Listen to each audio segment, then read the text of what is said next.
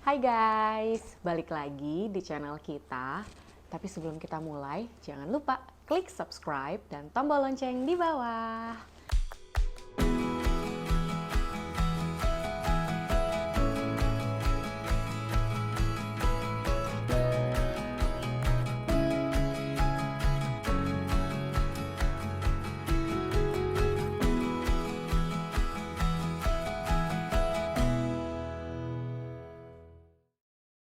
Nah, kali ini kita mau ngebahas tentang 3 poin wajib yang kalian harus tahu sebelum kalian memulai KPR. Tapi ini menurut kami ya, menurut kami yang terbaik bagi kami saat itu.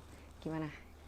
Iya, jadi kesempatan kali ini nih kita mau coba sharing sih, lebih tepatnya sharing pengalaman kita dulu kita waktu baru awal nikah, atau mungkin gue bisa cerita backgroundnya dulu.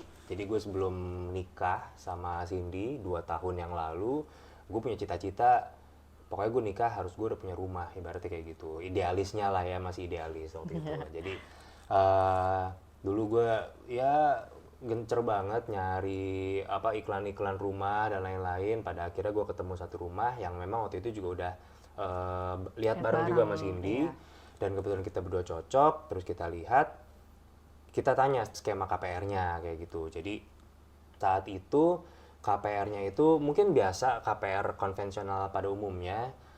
Kita KPR di salah satu bank, kebetulan banknya menawarkan 2 tahun fixed rate gitu. Fixed rate itu kalau kita boleh kasih tahu, fixed rate itu artinya bunganya di 2 tahun pertama itu sama, fix gitu. Waktu itu ada di angka 8% lah ya, itu sekitar tahun 2020 ya. Ya, 2020. Kayak gitu. Setelah kita melalui proses KPR nih, dalam arti gue submit, terus di approve gitu kan. Waktu itu kan awal yang biasanya ditanyain adalah slip gaji kita berapa lah, ibaratnya kayak gitu. Karena mungkin bank punya perhitungannya sendiri yang menurut kita, waktu itu kita searching gitu ya, sama kita nanya juga ke orang banknya, memang idealnya sebenarnya kalau mau punya KPR, itu cicilan KPR-nya itu ada di range dari 30 sampai 40% dari total gaji kita. Itu yang menjadi cicilan KPR-nya nanti ke depannya, supaya aturan itu ada supaya tidak membebani cash flow dari orang yang mau mengajukan KPR. Itu sih logikanya ya gitu. Nah, waktu itu kita di approve, kemudian berlanjutlah ya prosesnya akad dan lain-lain, sampai akhirnya kita ibaratnya memiliki rumah itulah secara KPR kayak gitu. Kita tinggal dan lain-lainnya. Nah, satu hal, ini kita lagi mau bahas satu poin di mana yang menurut kita ini wajib kalian tahu. Kenapa wajib kalian tahu? Karena mungkin ini kesalahan kita, atau mungkin ini ada miss dari kita yang tidak kita perhitungkan di depan gitu. Jadi poin pertama adalah pastikan kalau gaji total kalian itu memang cukup untuk memenuhi atau membayar cicilan KPR setiap bulannya. Pertama, kalau memang sudah di-approve, pasti sebenarnya secara logika 30% sampai 40% sudah cukup sesuai dengan total gaji ya, Iya, betul, gitu. Pak. Nah, tapi jangan lupa kalau ini kita lupa waktu itu. Betul. Kalau kita waktu itu syukurnya kita langsung dikaruniai seorang anak ya, setelah nikah, Cindy langsung hamil. Kemudian setelah lahir, mulailah kita pusing lah, ibaratnya pusing dalam arti gini, kita tipikal orang tua yang pengen memberikan fasilitas pendidikan yang terbaik lah, ibaratnya terbaik versi kita untuk anak kita nantinya. Nah, kebetulan setelah kita searching gitu ya, sekolah-sekolah mana sih yang oke, yang baik, yang bagus gitu ya menurut kita kumpulin, terus kita set budget untuk dana pendidikannya, dimana nanti kita tiap bulan akan setor atau nabung untuk dana pendidikan anak dari SD, TK mungkin ya, TK, SD, SMP sampai SMA. Nah, mungkin ada miss sedikit di situ karena kita dari awal mengajuin KPR, kita pikir yang penting bisa bayar KPR gitu ya, bisa bayar cicilan KPR tiap bulannya gitu. Setelah itu kita hitung-hitung, kok kalau kita mau nabung dana pendidikan kayaknya kecekek banget ya waktu Iya, itu ya, betul. ketat banget, malah Ketat cenderung cash flow-nya cenderung agak negatif lah kalau kita memaksakan untuk nabung dana pendidikan kayak gitu sih. Nah, terus pada akhirnya kita tetap coba jalanin karena fix rate-nya kan 2 tahun ya. Iya. Nah, jadi ya udah kita coba deh Jalanin. Mungkin ada cari kerjaan sampingan, ya pokoknya setiap ada side job kita tabung, kita buat nyicil dana pendidikannya sekaligus buat bayar kewajiban kita cicilan rumahnya. Kayak gitu. Sampai akhirnya dari pengalaman kita itu kita akhirnya belajar kalau memang kita benar-benar harus perhitungkan segalanya dari awal. Itu sih ya lebih tepatnya ya. Betul. Heeh. Jangan sampai kayak ternyata di kantong cicilan kita ini nih, di slot cicilan kita ini kan seharusnya yang sudah diatur itu adalah 40% kan.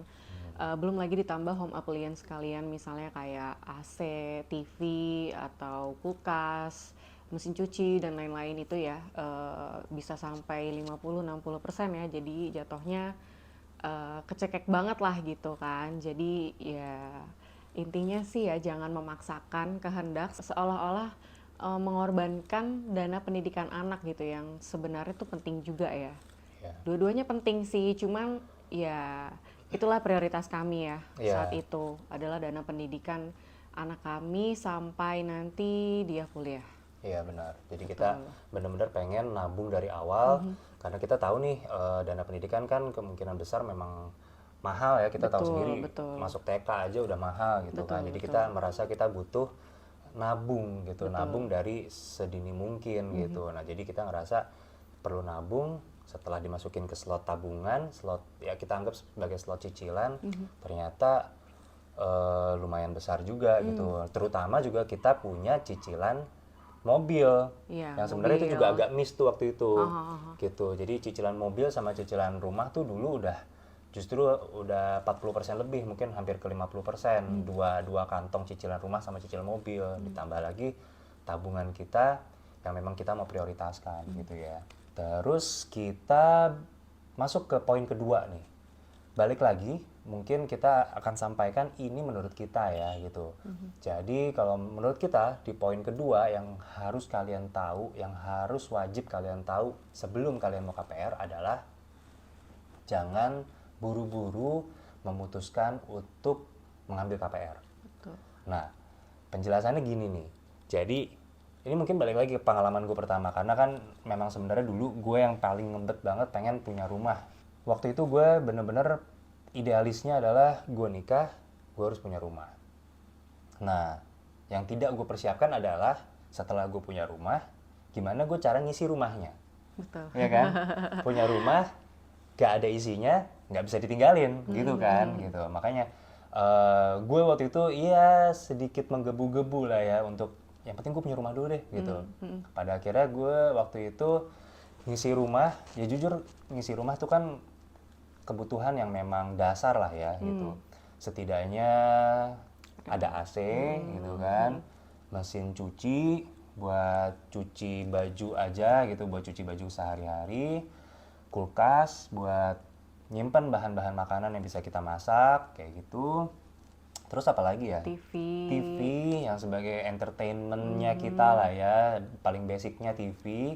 Sama satu lagi yang paling penting, kasur. Oh iya, kasur, betul. Gimana rumah nggak ada kasur, nggak tidur kita gitu kan. Nah, kalau di total itu tuh sebenarnya ya sebenarnya kita bisa punya pilihan sih ya untuk memilih produk-produk atau merek-merek, dalam arti banyak pilihan sekarang. TV bisa ada yang paling low end sampai yang high end, kulkas juga sama, ada yang 1 pintu, 2 pintu sampai 4 pintu bahkan. Terus mesin cuci ya mungkin mesin cuci standar, mungkin beda di kelas mereknya aja, sampai kasur kayak gitu. Cuma kalau kita punya pemahaman ya dari dulu untuk barang-barang yang bisa kita pakai dalam jangka waktu yang lama, kita pengennya sih keluar uang mungkin agak sedikit lebih mahal, bukan ngambil merek-merek yang mungkin paling murah, tapi menurut kita yang memang paling awet, atau setidaknya kita bisa lihat dari garansinya. Mesin cuci ada yang garansinya 10 tahun, seharusnya itu produk merek mesin cuci yang bukan kaleng-kaleng lagi lah gitu kesannya. Sama juga kayak AC, TV, kulkas kayak gitu. Kita nggak pengen ambil resiko takutnya 2 tahun, 3 tahun, atau 5 tahun pakai rusak.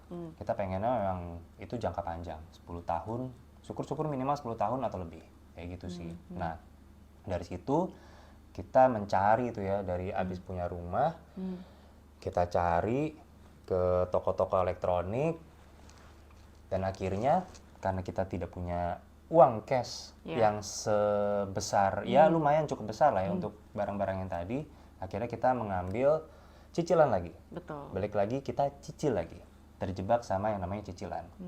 Cicilannya sih kita selalu ambil yang 0%. 0% karena menurut kita kartu kredit akan bagus, akan berguna kalau kita ambil cicilan 0% gitu ya. Jadi kita bisa cash flow-nya nggak keganggu, masalah bunga-bungaan lah ibaratnya kayak gitu. Tapi balik lagi si cicilan itu pada akhirnya ngikut di KPR tadi. KPR yang tadi, di Iya, slot yang tadi betul. tuh, slot utang cicilan yang udah ada cicilan rumah, cicilan mobil. Terus kita mau ada dana pendidikan, meskipun itu sebenarnya nggak dimasukin ke slot cicilan atau utang ya, tapi tetaplah itu kita masukin untuk sesuatu yang kita tabung atau kita keluarkan gitu ya tiap bulannya. Tambah satu lagi cicilan itu tadi perabotan peralatan rumah tangga lah ibaratnya, termasuk kompor. Kita kan juga beli kompor waktu itu ya. Nah, dari pengalaman kita berdua nih, jadinya untuk poin nomor 2, kenapa tadi kita gua ngomong jangan buru-buru deh memutuskan untuk ambil KPR. Karena apa? Karena menurut gue mungkin gak ada salahnya buat kita tunda dulu setahun atau mungkin 2 tahun. Kita tinggal dulu deh di rumah orang tua atau mertua demi kita nabung dulu. Nabung buat beli peralatan rumah, peralatan ngisi rumah gitu. Jadi pas kita nanti udah dapet rumah dengan cara KPR, kita nggak terjebak lagi dengan yang tadi pengalaman gue, terjebak lagi dengan cicilan harus cicil kulkas, cicil mesin cuci dan lain-lain. Kita udah ada tabungannya untuk beli itu semua, jadi cicilan-cicilan itu sudah tidak ada lagi. Jadi kita fokusnya benar-benar tinggal cicil si KPR-nya aja. Setelah kalian tadi dengerin poin nomor 1 dan poin nomor 2 menurut versi kita ya, balik lagi menurut versi kita, karena ini benar-benar based on pengalaman kita. Benar-benar dari pengalaman kita bisa ngambil, oh pada akhirnya kita bisa ngambil nih pelajarannya lah ibaratnya gitu. Nah, poin nomor 3 juga balik lagi, ini berdasarkan pengalaman kita sekali lagi, yang kita alami dan kita rasakan dan baru kita sadari lebih tepatnya ya. Betul. Gitu. Jadi poin nomor 3 ini lebih menjelaskan bahwa kalau misalnya kalian anak tunggal atau mungkin 2 bersaudara doang kali ya, berdua bersaudara. Kenapa kita ngomong kalian anak tunggal atau 2 bersaudara? Misalnya nih orang tua kalian mempunyai aset properti atau rumah kepemilikan dari orang tua kalian sendiri gitu, bukan kontrak tapi benar-benar mempunyai aset itu sendiri. Nah, menurut kami terutama kalau misalnya anak tunggal ya, kita sih bukannya pada akhirnya ngedoain yang enggak buat orang tua kita, bukan, sama sekali bukan, tapi kita berpikir secara realistis lah gitu. Harta orang tua itu kan pada akhirnya diwariskan ke anaknya ya. Kayak gitu. Jadi kita pikir ini yang terjadi di pengalaman kita dan kita baru sadari kemarin-kemarin, baru-baru lah ibaratnya, dimana kita pikir rumah itu kita harus punya segala-galanya deh, gimana caranya, pokoknya gue banting tulang cari side joban sana sini buat punya rumah. Sedangkan sebenarnya kalau dipikir-pikir nanti kita udah tua misalnya, dimana nantinya rumah orang tua kita akan kosong kayak gitu, kan kita akan balik lagi ke rumah orang tua kita bisa gitu loh. Betul. Itu udah aset yang dari tahun ke tahun bukannya turun nilainya, bahkan bisa naik terus. Dan aset itu ya kita bisa manfaatkan at least buat tempat tinggal kita nanti di masa tua. Terus saat ini gimana? Saat ini kita ngontrak gitu kan. Saat ini kita ngontrak. Kenapa ngontrak? Kan kalau ngontrak duitnya keluar tapi rumahnya bukan buat kita. Iya benar sih. Betul. Itu pertanyaannya masuk akal dan memang benar gitu, nggak salah. Tapi penjelasannya adalah kalau kita dapat kontrakan yang nilai kontraknya bisa mencapai setengahnya doang dari kalau kita nyicil rumah, itu sangat amat bermanfaat banget ya, sangat worth it banget gitu. Seperti kayak kita sekarang ini Kayak kan. kita sekarang, kita dulu punya cicilan anggap aja berapa gitu ya, 100% gitu ya. Nah setelah kita lepas KPR-nya, kita memutuskan untuk akhirnya setelah fixed rate 2 tahun itu di tahun ke 2,5 ya, Iya, 2,5. kita memutuskan untuk jual rumahnya. Dan akhirnya kita memutuskan untuk ngontrak. Ya itu yang kita alamin. Kita waktu itu cicilan anggaplah 100%, sekarang kita bisa dapat kontrakan hanya dengan setengahnya. Setengahnya bisa kita pakai untuk dana pendidikan balik lagi, atau bisa juga mau nyicil yang lain. Kalau selama masih dalam arus kas yang positif itu bisa kita manfaatin lah intinya Betul, gitu. betul. Buat dana darurat, mau buat dana pensiun, bisa banget gitu. Daripada kita memaksakan bayar cicilan yang besar. Ini balik lagi ya, kalau memang cash flow-nya ketat banget untuk menyicil sebuah rumah dengan cara KPR. Ini menjadi solusi yang baru kita temuin juga Iya, gitu loh. betul. Bahkan kita udah pikir-pikir atau hitung-hitung ya, kita ngontrak dengan nilai 50%-nya aja, kalau dikali 10 tahun aja, dengan nilai rumah saat ini tuh belum kebeli lah ibaratnya. Baru buat DP malah. Iya. Itu kita bisa kontrak selama 10 tahun. Kelebihannya ngontrak menurut kita juga adalah kita bisa pilih tempat yang sesuai sama kebutuhan kita. Betul. Kebetulan kita memutuskan untuk ngontrak di daerah Tangerang. Mungkin kita sempat kasih tahu ya waktu di video awal, kita ngontrak di Tangerang di daerah BSD. Dimana kenapa BSD? Kenapa jauh banget ke BSD? Karena cocok buat kita.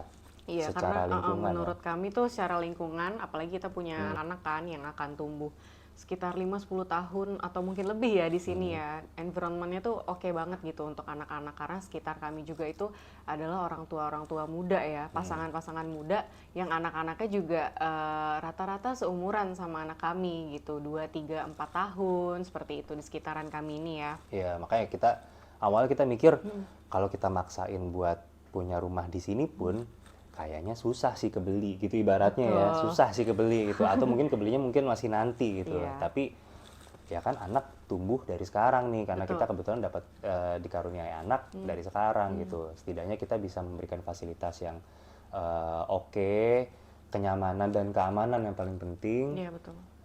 Sampai akhirnya ya kita dapatkan itu semua dengan hanya ngontrak gitu. Dengan jangka panjangnya, kalau misalnya anak kita udah gede kayak gitu ya, udah SMA atau mungkin udah kuliah atau mungkin udah kerja, kita ya tinggal nantinya balik lagi ke rumah orang tua kita, kayak gitu Iya, kan. betul. Kayak Ini gitu sih. disclaimer ya, sebelumnya ini kita sudah sharing-sharing juga sama orang tua kita ya. Kita udah cerita-cerita ya ke papa ya. Kita bilang rencana kita ke depan akan seperti ini itu, dan ternyata support banget Iya, ya, support banget, karena menurut papa juga ide-ide kita tuh ya oke gitu kan, Iya. karena papa juga concernnya lebih ke tabungan dulu untuk anak seperti itu, jangan sampai nanti kelilit utang tapi anaknya terbengkalai, kebutuhan anaknya tidak Iya. terpenuhi gitu kan, Tidak maksimal lah ya. tidak maksimal. Jadi ya beruntungnya juga sih orang tua kita tuh support banget sih gitu, jadi ya nggak sebegitunya idealis kayak kita dulu, malah ya kita dulu idealis banget kayak sebelum nikah harus punya rumah gitu kan, tapi ya ternyata ini yang terbaik buat kita. Ya, dan ternyata itu cocok buat kita gitu. Kita bisa nabung, kita cash flow-nya nggak ketat-ketat banget lagi sekarang, masih bisa nabung buat liburan bisa, kayak gitu sih. Jadi syukurnya ya memang harus dikomunikasikan juga, didiskusikan juga dengan orang tua, karena kan itu asetnya orang tua. Betul. Kita bukannya Ucuk-ucuk langsung minta dong asal gitu ngeklaim, kan, asal klaim, gitu loh. betul. Tetap kita butuh restu atau dukungan dari Betul. orang tua. Terlebih pokoknya yang penting orang tua kita support, mau itu rumah, toh juga nanti kalau kita tua, rumah besar atau kecil itu kan sangat relatif ya. Mungkin kalau kita tua, gue malah mikirnya rumah mah kecil-kecil aja lah gitu loh. Yang penting kita bisa hidup dengan tenang, ibaratnya tanpa harus ada cicilan-cicilan lagi, kayak gitu kan. Kayak gitu sih sebenarnya untuk yang poin nomor 3.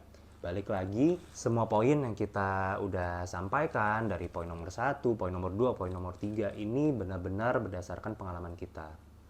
Kita pengen pengalaman kita, kesalahan yang kita ambil dari kemarin itu bisa menjadi pembelajaran buat kalian lah gitu. Jadi ada manfaat dari setiap pengalaman yang jelek sekalipun. Nah, setelah kalian ngedengerin 3 poin menurut pengalaman kita, poin dimana yang menurut kita kalian wajib tahu sebelum ambil KPR, kita pengen tahu deh, apa sih pendapat dari kalian? Ada nggak sih yang merasa sedang menjalani pengalaman kita yang tadi kita ceritain bahkan mungkin, atau lagi mau ambil KPR dan mungkin ada kesulitan-kesulitan tertentu? Coba deh kalau kalian ada mau cerita, ada pengalaman, bisa coba kasih tahu di kolom komentar. Pada dasarnya kita pengen banget pengalaman kita bisa jadi pembelajaran buat kalian, dan kalau kalian bisa sharing juga, siapa tahu bisa jadi ilmu buat kita. Betul. Kayak gitu sih. Oke deh, mungkin biar nggak kepanjangan juga, sampai di sini aja video kita kali ini. Sekali lagi mungkin jangan lupa di subscribe dan juga diklik loncengnya biar nanti kalau kita ada video lagi akan ada notifikasinya di YouTube kalian. Biar kita bisa sharing-sharing lebih banyak lagi. Yeay, bye-bye. Bye-bye.